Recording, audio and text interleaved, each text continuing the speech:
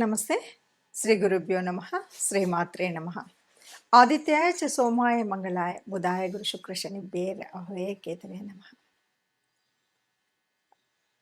2025 జనవరి మాసానికి మాస ఫలితాలు. 2025 జనవరి అనగానే అందరికీ ఒక ఆలోచన ఏంటంటే ఈ సంవత్సరం ఎలా ఉంటుంది అని. నిజానికి అందరికీ కూడా ఆంగ్ల నూతన సంవత్సర శుభాకాంక్షలు. జనవరిలో మరి కొత్తగా మనకేం మార్పు ఉంటుంది ఏంటి అంటే, నిజానికి మన సనాతన ధర్మంలో ఉన్న శాస్త్రీయతలో మనం ఎప్పుడు కూడా సంవత్సర ఫలితాలు అనేవి తెలుసుకునేటప్పుడు ముఖ్యంగా ఉగాది నుండి ఉగాది వరకే మనం తెలుసుకుంటాం. కానీ ఇది మన కన్వీనియన్స్ కోసం పెట్టుకున్నటువంటి గ్రెగేరియన్ క్యాలెండర్ ప్రకారంగా కొత్త సంవత్సరం ఆంగ్లేయులు ప్రపంచవ్యాప్తము ఇదంతా ఒకటి సిద్ధాంతం ఉంది కాబట్టి ఆంగ్ల నూతన సంవత్సరం అని చెప్తున్నాం. కానీ ప్రతి మాసంలో ఎలాగైతే మన గ్రహాలు గోచార రీత్యా సంచారం జరుగుతూ ఉంటుందో అదే ఉంటుంది. ఇక్కడ కొత్తగా ప్రకృతిలో వచ్చేటువంటి మార్పు కానీ గ్రహాల యొక్క గమనంలో కానీ ఎప్పుడు వాటి స్థితిని బట్టి, అంటే ఒక్కొక్క గ్రహానికి ఒక్కొక్క రాశి మారడానికి కొంత సమయం పడుతుంది. చంద్రుడికైతే 2.5 రోజులకి ఒకసారి, అలాగే మరి ఇంకా మిగతా వాటికి ఒక శనిగ్రహం చూస్తే మనకు తెలుసు 18, అంటే చాలా పెద్ద గ్రహాలకు ఒకలాగా, చిన్న గ్రహాలకు ఒకలాగా, నెల లోపల తిరిగే వాటికి 45 రోజుల్లో తిరిగేవి. రవి లాంటి వాడు కరెక్ట్గా నెల వచ్చేసరికి మారుతూ ఉంటాడు. ఇలాంటివి గ్రహాల యొక్క గమనం ఉంటుంది.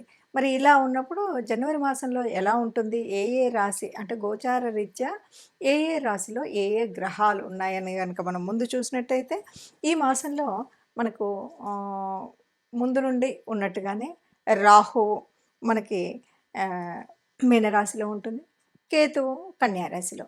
ఈ దాదాపుగా చాలా నెమ్మదిగా కదిలేటువంటి గ్రహాలు కాబట్టి ఇప్పుడప్పుడే మారే పరిస్థితి లేదు అన్నట్టుగా మనకు కొంత కాలం నుండి ఉన్నాయి. సరే, గురువు వృషభంలో ఉన్నాడు, సేమ్ వక్రించే ఉన్నాడు. తర్వాత కర్కాటక రాశిలో ఉన్నటువంటి కుజుడు మళ్ళీ వక్రగతిలో ఉన్నాడు. కాకపోతే ఈ నెల 21వ తారీఖు మళ్ళీ వెనక్కి వెళుతూ ఉన్నాడు, అంటే మిథున రాశిలోకి వెళుతూ ఉన్నాడు. తర్వాత ఇక బుధుడు దగ్గరికి వచ్చేసరికి వృచ్చికంలో ఉన్నాడు, 4వ తారీఖు మారి ఆయన ధనుసులోకి వెళ్తాడు.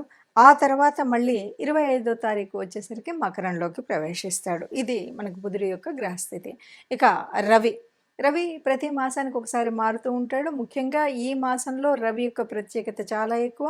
ధనుసు రాశిలో ఉన్నటువంటి రవి మకరంలోకి మారడం వల్లే మనకి కొన్ని మార్పులు, ఉత్తరాయణ కాలం రావడం కానీ మకర సంక్రాంతి రావడం కానీ జరుగుతుంది. అలా రవి మకర రాశిలోకి ప్రవేశిస్తాడు. ఇక శుక్ర శనులు ఇద్దరూ కూడా మనకి కుంభరాశిలో కనిపిస్తారు. మీనరాశిలో రాహు ఉన్నాడు అని చెప్పుకున్నాం.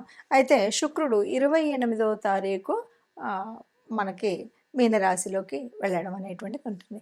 మరి ఇలాంటి గ్రహస్థితి ఉన్నప్పుడు, అంటే గ్రహాల యొక్క గమనం ఇలా ఉంది, మరి ఇలా ఉన్నప్పుడు ఒక్కొక్క రాశి వారికి ఎలాంటి ఫలితం కనిపిస్తుంది? ఎందుకు అంటే మనకి కొన్ని యోగించే గ్రహాలు ఉంటాయి, కొన్ని యోగించని గ్రహాలు ఉంటాయి. గ్రహాల యొక్క స్థితి, యుతి, దృష్టి వీటన్నింటి మీద మన యొక్క గ్రహస్థితి ఉంటుంది. ఏ మాసానికైనా, ఏ పక్షానికైనా, వారానికైనా దినఫలాల వరకు చూసుకున్నప్పటికి కూడా ఏ రోజుకి ఆ రోజు మారుతూ ఉంటుంది, ఎప్పటికప్పుడు ఉంటుంది. అలా మారుతున్నప్పటికి కూడా మనం దినఫలాలు చూసుకునే వాళ్ళు ఉంటారు, వారఫలాలు ఇలా చూసుకుంటూ ఉంటాం. దీనికి కారణం ఏమిటి అంటే, ఏదైనా సరే జరగబోయే పరిస్థితులలో వచ్చేటువంటి గ్రహాల మార్పు వల్ల మనకి ఏదైనా అనారోగ్యం, లేకపోతే ఆర్థిక ఇబ్బంది, లేక ఉద్యోగ చలనం ఇలాంటివి ఏవైనా ఉన్నప్పుడు దానికి తగు జాగ్రత్త తీసుకోవడం కోసం, లేదా కొన్నిసార్లు ఆ గ్రహాలని సంతుష్టిపరచడం కోసం మనం చేసేటువంటి గ్రహాల యొక్క పరిహారాలు ఇవి తెలుసుకుంటే గనక మనకు రాబోయే కష్టం నుండి కొంత తగ్గించుకోవడం, లాభం ఉంది అంటే దాని సద్వినియోగం ఎలా చేసుకోవాలి అనేటువంటి విషయాలు తెలుసుకోవడం కోసం మాత్రమే మనం ఎప్పుడు కూడా ఈ గ్రహాల యొక్క ఫలితాలను, అంటే మాస ఫలితాలు కానీ, వార ఫలితాలు కానీ, పక్ష ఫలితాలు కానీ, దిన ఫలితాలు కానీ తెలుసుకుంటూ ఉంటాం.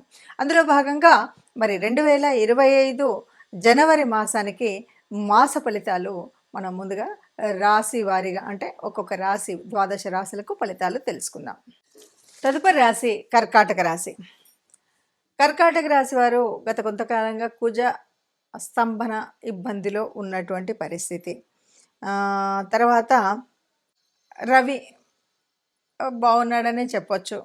తర్వాత 15 నుండి కొంచెం అంటే రెండవ పక్షంలో బాగా రవి బలం తగ్గుతుంది కాబట్టి కొద్దిగా ఇబ్బంది జరుగుతుంది. అష్టమ శని, బుధ, శుక్రులు వీళ్ళందరూ కూడా షష్టాష్టకాల్లో ఉన్నారు. 6, 8లో ఉండగడం కల్లా ఉంది. ఇది కాకుండా మరి గురుడు అంటే వక్రించి ఉన్నాడు. వక్రించినటువంటి గురుడు అంత శుభదాయకమైనటువంటి పరిస్థితి ఏం కాదు. మరి ఇందులో ఇప్పుడు ఈ రాశి వారికి ఏ గ్రహాలు బాగున్నాయి, ఏ గ్రహాలు బాగాలేవు అంటే కేవలం 2 గ్రహాలు శుక్రుడు, బుధుడు, వీటితో పాటు చంద్రుడు కొద్దిగా బాగున్నట్టు లెక్క. ఇక మిగతా వాళ్ళందరూ కూడా అంత మనకు లాభదాయకంగా ఉండేటువంటి పరిస్థితి అయితే లేదు. ఇక అష్టమ శని, కుజులు, ఈ నవమ రాహు, ఇది పరిస్థితి మనకు. అయితే ఏమి తలపెట్టినా దీనివల్ల ప్రభావం ఎట్లా ఉంటుంది, ఈ రాశి వాళ్ళకి ఏ కష్టం ఉంటుంది. మరి స్తంభించినటువంటి కుజుడు రాశిలో ఉన్నాడు, దాదాపు 21వ తారీఖు వరకు రాశిలోనే ఉన్నాడు, తర్వాత మళ్ళీ వ్యయంలోకి వెళ్తున్నాడు. ఇలాంటి పరిస్థితిలో ఎలా ఉంది అంటే ఏమి తలపెట్టినా మీరు ఏదో ఒక కార్యక్రమం తలపెడతారు. ఇది కొత్తది కడదామనో, ఇది కొత్త ప్రాజెక్టు వెంచర్ మొదలు పెడదామనో, కొత్త కార్యక్రమం ఏదో తలపెట్టాలని తలపెట్టినా వాయిదా పడ్డము, ఆటంకం రావడము, సరే కాదు అని మొదలుపెట్టినా ముందుకు సాగకపోవడం, ఇలాంటి పరిస్థితి బాగా చవి చూస్తారు. కాబట్టి ఏం చేయాలి మనం, ఈ కొత్త ప్రాజెక్టును మొదలు పెట్టకుండా ఉంటేనే మనకి ఈ ప్రారంభించి కష్టపడి అంత మనసంతా చింతన పెట్టుకునేటువంటి పరిస్థితి ఉండకుండా ఉంటుంది. ఇక దాంతో అసంతృప్తి వస్తుంది. అబ్బా ఏం చేసినా సాగట్లేదే అనే అసంతృప్తి బాగా పెరిగితే ఏమవుతుంది తెలియకుండా అనారోగ్యం వస్తుంది. కాబట్టి ఈ అనారోగ్యం రాకుండా ఉండాలన్నా, అసంతృప్తి రాకుండా ఉండాలన్నా కొత్త పనులు ఏవి మొదలు పెట్టకుండా ఉంటే చాలా ఆనందంగా ఉంటామని చెప్పొచ్చు, ఆరోగ్యంగా ఉంటామని చెప్పొచ్చు. ఇక ప్రయాణాలు చేసేటప్పుడు మాత్రం చాలా జాగ్రత్తగా ఉండాలి. ప్రయాణాల్లో అప్రమత్తత కనుక లేకపోయినట్టయితే ప్రమాదాలు జరిగేటువంటి స్థితి ప్రయాణాల్లో ఉంది. ఇక అనారోగ్యం కూడా దాని మీద చాలా శ్రద్ధ ఉండాలి. కొంచెమే కదా, నిన్న జ్వరం వచ్చింది, మొన్న ఏదో అయింది, ఇట్లా చిన్నగా వరుసగా ఏదో వస్తుంటే మనం అశ్రద్ధ చేసినట్టయితే అవి పెద్ద అనారోగ్యాల కిందికి దించేటువంటి స్థితి కనబడుతుంది. కాబట్టి కాస్త ఏదో జ్వరం రాగానే వెంటనే డాక్టర్ దగ్గరికి వెళ్ళడం, దానికి కావాల్సినటువంటి ట్రీట్మెంట్ తీసుకోవడం అనేటువంటి విషయాల్లో అశ్రద్ధ చేయకుండా ఉంటే, ఆరోగ్యాన్ని కాపాడుకుంటే కనుక అంటే ఇందులో ముఖ్యంగా ఈ మాసంలో మనం తీసుకోవాల్సినటువంటి జాగ్రత్త ఏమిటి అంటే, అనారోగ్యం రాగానే వెంటనే దానికి సరిపోయినటువంటి నియమాలతో మనము ఆరోగ్యాన్ని మళ్ళీ సరిచేసుకోవడం కోసం వైద్య నిపుణుల సలహా మేరకు చేయవలసినటువంటివి చేయాలి. లేదు అంటే అది తీవ్ర పరిస్థితికి వస్తుంది. ఇక కుజ శనులు షష్టాష్టకాలుగా ఉన్నాడు, రవి ఏమో సప్తమంలో ఉన్నాడు. దీనివల్ల ఎలాగన్నా సరే దోషమే కనబడుతుంది. మరి ఇలాంటి దోషంలో కూడా మనం ఎలా ఉండాలి అంటే మనకున్నటువంటి మానసిక ధైర్యాన్ని పెంచుకోవాలి. కొత్త విషయాల్లో జోలికి పోకూడదు. ఎందుకంటే ఏ రకంగా అయినా మనం మొదలుపెట్టామంటే పనుల జాప్యమే ఉంటుంది, పనులు ముందుకు జరగవు ఏది కూడా. కాబట్టి ఇది పరిస్థితి ఉంటుంది. అయితే ఒక్క విషయం ఏంటంటే ఆర్థిక ఇబ్బందులు ఎక్కడా లేవు. ఆర్థికంగా ఇబ్బంది లేనప్పుడు మరేదో ప్రారంభించి మరేదో కష్టం తెచ్చుకోవాల్సినటువంటి అవసరం లేదు కదండి. ఆర్థికంపై ఇబ్బందులు లేవు.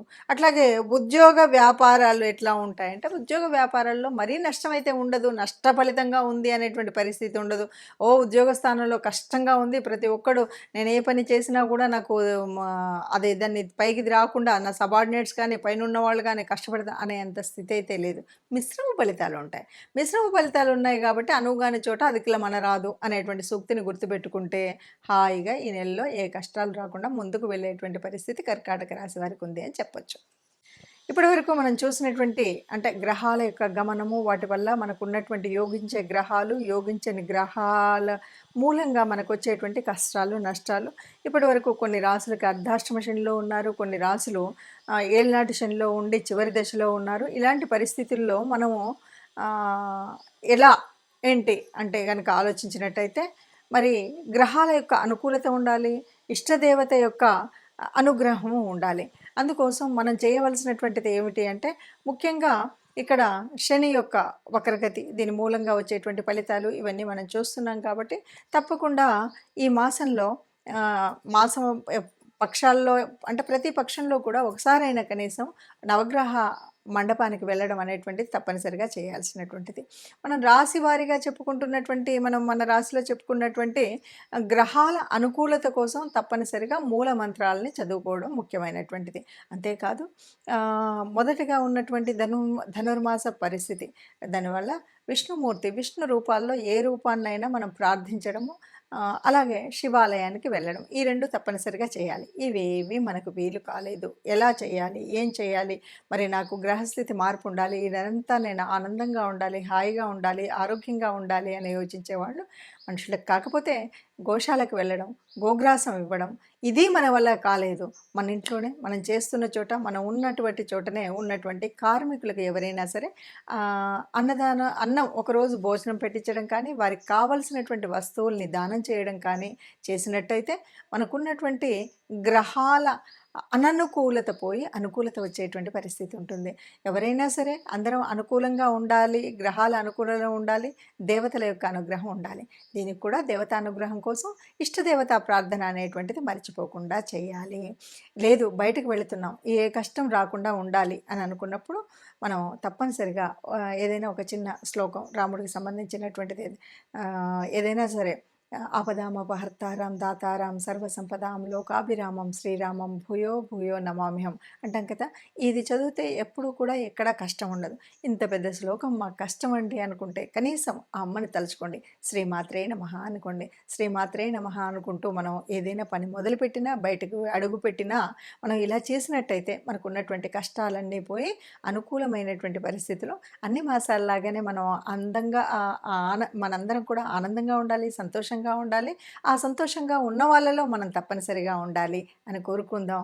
సర్వే జన సుఖినో భవంతు అందాం.